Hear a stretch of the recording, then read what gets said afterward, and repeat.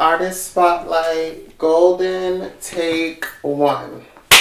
My name is Golden. My pronouns are they, them, and I'm from Hampton, Virginia, but currently reside in Rosendale, Massachusetts. When I was in high school, I remember coming into contact with a poem called Water by Portia Olayiwola, and that really kind of got me into, I would say, spoken word poetry. I also really always loved poetry because my grandmother was a poet as well, but I would say my intro into spoken word poetry was through that poem. I kind of fell in love with poems that really spoke to everyday life and poems that used everyday vernacular to kind of expand on blackness and aliveness.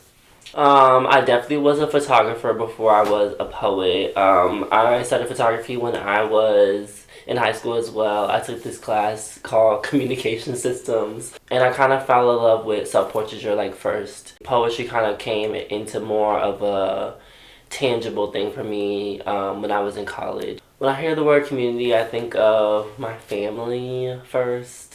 I think of the South. I think of my friends all over, but I also think of orgs like Queer Art. I think of organizations like Unbound Bodies Collective, the fabric or the people that make me the artist that I am and make it accessible, whether I see them all the time or see them sometimes. Community is the structure around me that makes my life possible. A lot of the work I do is called collaborative portraits. I kind of coined this term that basically allows not only just the artist to be a collaborator on the portrait, but as the person who I'm working with also is collaborator. For example, sometimes I'll work with my twin and he'll style one of my portraits, and I still call that a collaborative portrait. He styled a lot of the shoots I've done. We've also built these do-rags, these beaded do-rags that you might see in some of the photos.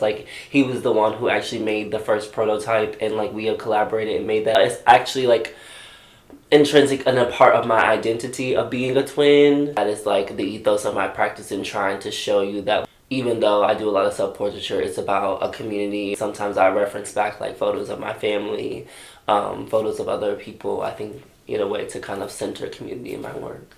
I have this poem called And When They Come For Me, Reprise. It's basically a repeating poem in my new book, Reprise, and it comes from this line of a Safia Hello poem. It starts with if we were born bees, never will we wonder if we needed men tomorrow. And that poem I feel is probably the heart of my book, and also a lot of my work of trying to define what freedom is. Photographs, I feel the one that people always think of usually is the portrait of me in the Gardner Museum with my twin. It's basically a photograph that was taken in front of the stolen Rembrandt painting.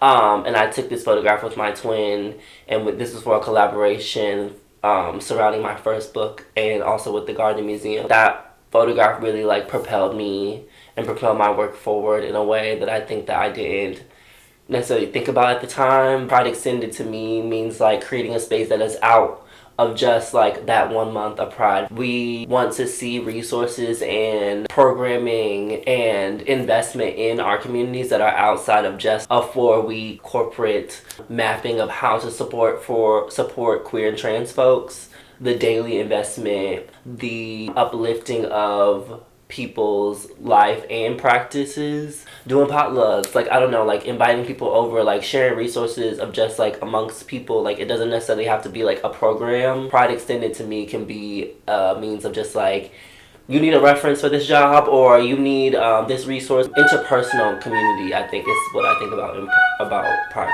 Extended.